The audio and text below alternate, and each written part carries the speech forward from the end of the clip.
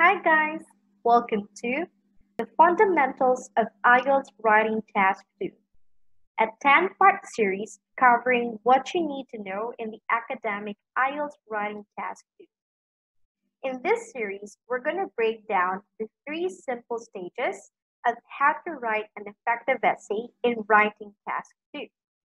And these stages are the planning stage, the writing stage, and the checking stage. In the previous video, we covered how to write body paragraphs, and I've shown you some good and bad examples of body paragraphs, as well as how to write a topic sentence, an explanation, and an example. Now, in this video, we're going to look at how to write an impressive conclusion. But before that, let me just give you some reminders. The first one is, don't write any new ideas in your conclusion. So remember that a conclusion is the last part of your essay, and there should be no new ideas in that paragraph. Make sure that you answer the question in the conclusion. So let's say, for instance, the question is, do you agree or disagree? You have to make sure that you include your answer in the conclusion as well, not only in the introduction. So you have to be clear all throughout the essay. Vary your language. So as I mentioned, not only in the introduction that you have to answer the question, but also in the conclusion. However, it doesn't mean that you're just gonna plainly copy what you've written in the introduction. You have to try varying your language by using synonyms or by changing the word order in the sentences. It's up to you. It depends on what way you're comfortable doing. And always write one. So this is a common mistake of a lot of students. They think that they've already answered the question in the introduction and in the body paragraph. So even if they don't have the conclusion, the examiner already understands their point. Well, that's right. The examiner might already understand your point. However, this is an academic writing. So you have to make sure that you always write a conclusion. And a conclusion doesn't need to be very long. 2 sentences are actually enough. So, linking devices. A conclusion needs linking devices that will signal that this is the end of your essay, that you're concluding already. And you can see here 5 different linking devices.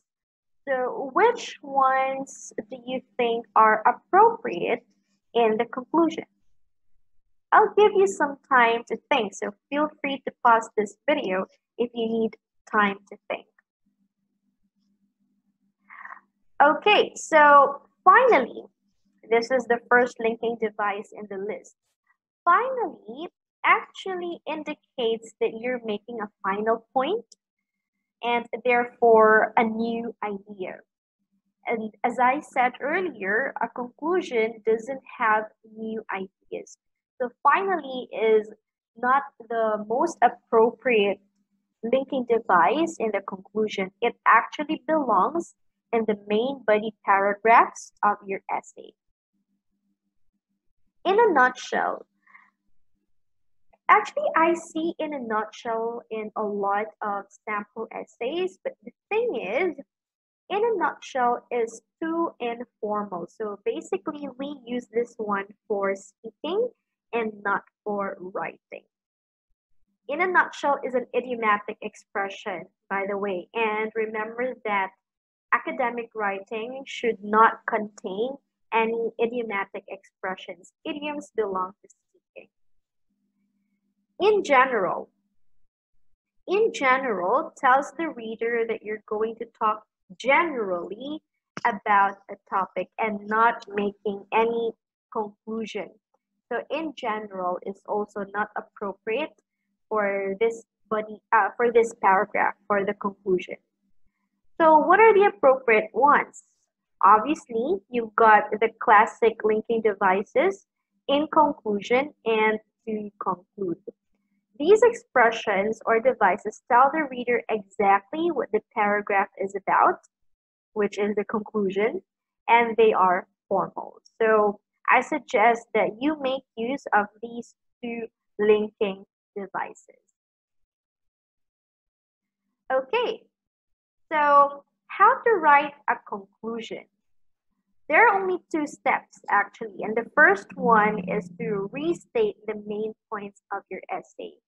So as I said earlier, if the question is, do you agree or disagree, you write down your answer, whether you agree or not, plus the main points in your body paragraphs.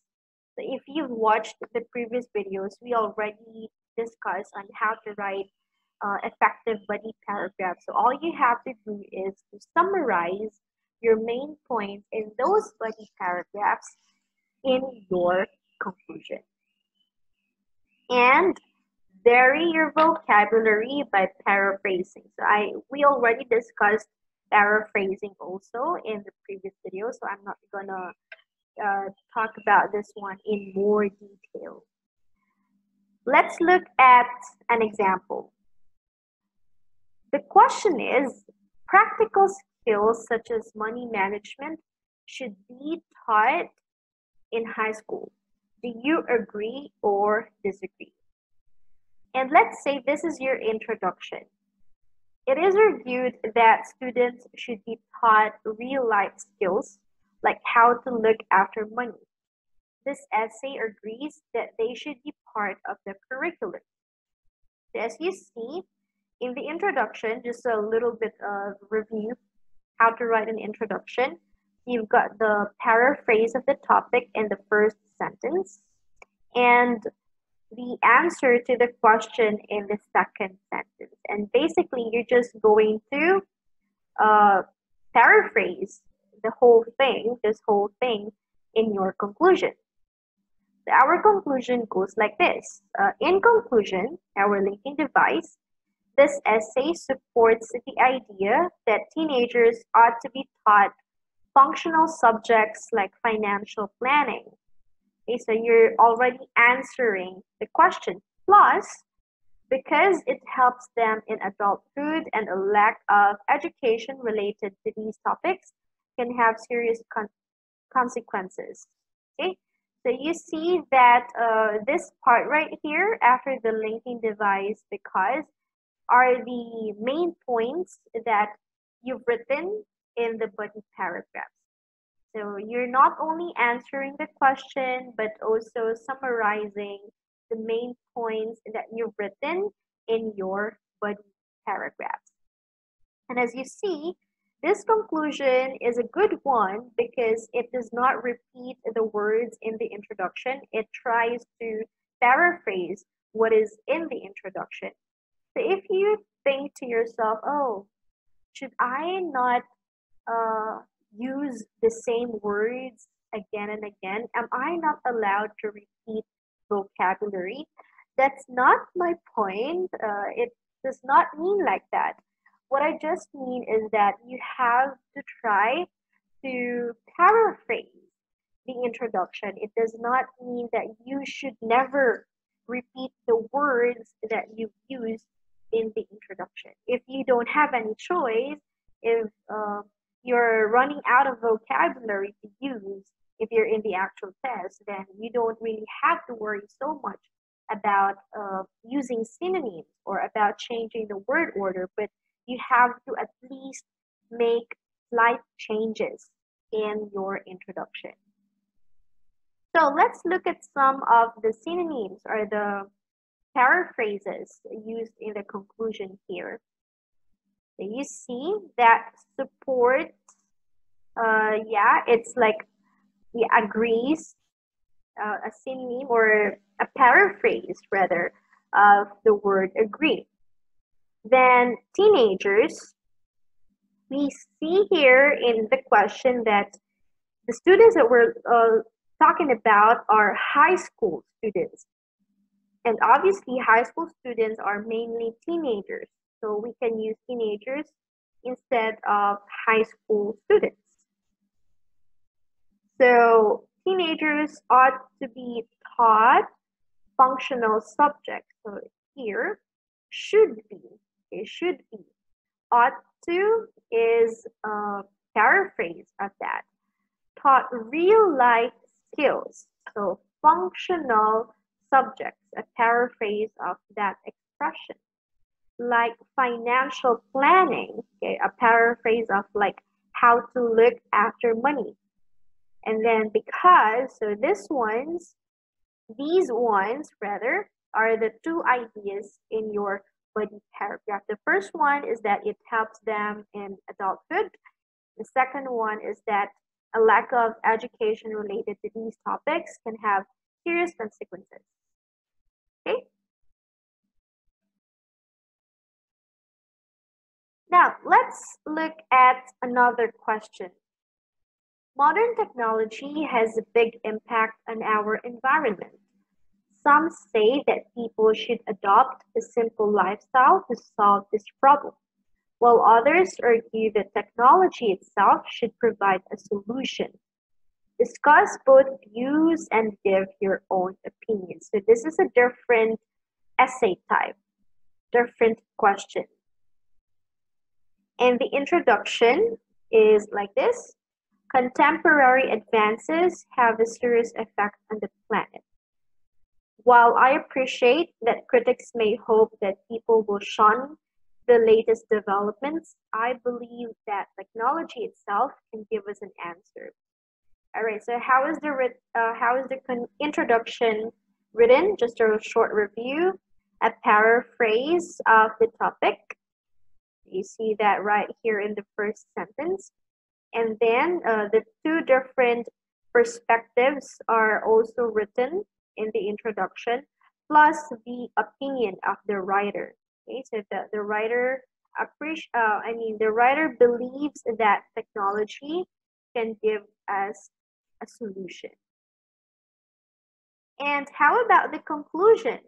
So the conclusion goes like this. In conclusion, this essay acknowledges that technological progress does jeopardize the planet. Okay, this is the first main idea.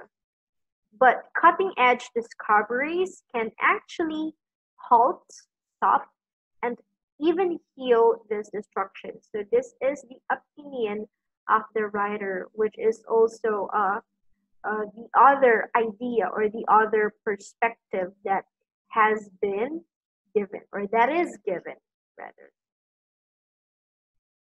Okay, so yeah, that is how you write a conclusion. It's I suppose it's one of the most simple like paragraphs in the essay, but it's a very important part of whatever essay you're going to write. So let's do a review of what this video is about. So in this video, we looked at how to write a conclusion, and I gave you some reminders, plus showing you different linking devices, but there are only two that you can use in the formal essay, and these are in conclusion and to conclude. And finally, I've shown you the two elements of a good conclusion. All right, so hopefully you got something from this video, how to write an impressive conclusion. In the next video, I'm going to show you how you can check your essays by yourself, looking at the marking criteria of IELTS writing task 2. So yeah, see you in the next video.